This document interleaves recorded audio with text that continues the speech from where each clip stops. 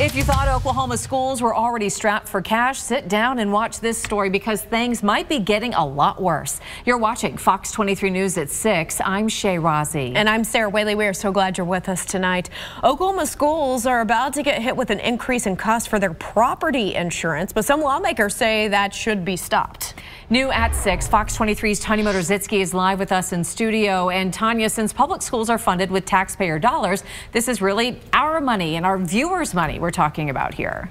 That's right, Shay and Sarah. Like you mentioned, property taxes fund school districts, and they have to make room in their budgets now to pay for their buildings' insurances, which lawmakers say in some cases have tripled.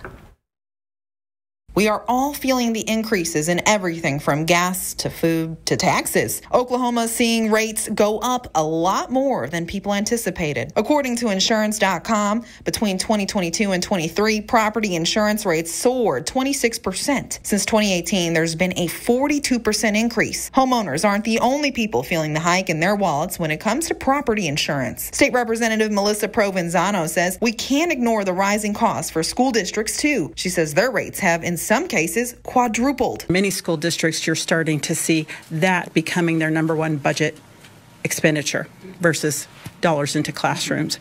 And this is, we're all feeling it. Property values are, property taxes are going up. Everything's going up at this moment, and we're starting to stabilize a bit, but those rates are really high. I reached out to some of our local school districts to see what they've paid in property insurance for the year. Owasso Public Schools spent $1.25 million last school year. Jenks Public Schools paid a little bit more than $2 million. Union Public Schools says rates went up for districts by 25%, but managed to keep their hike at 21% and pay $738,000.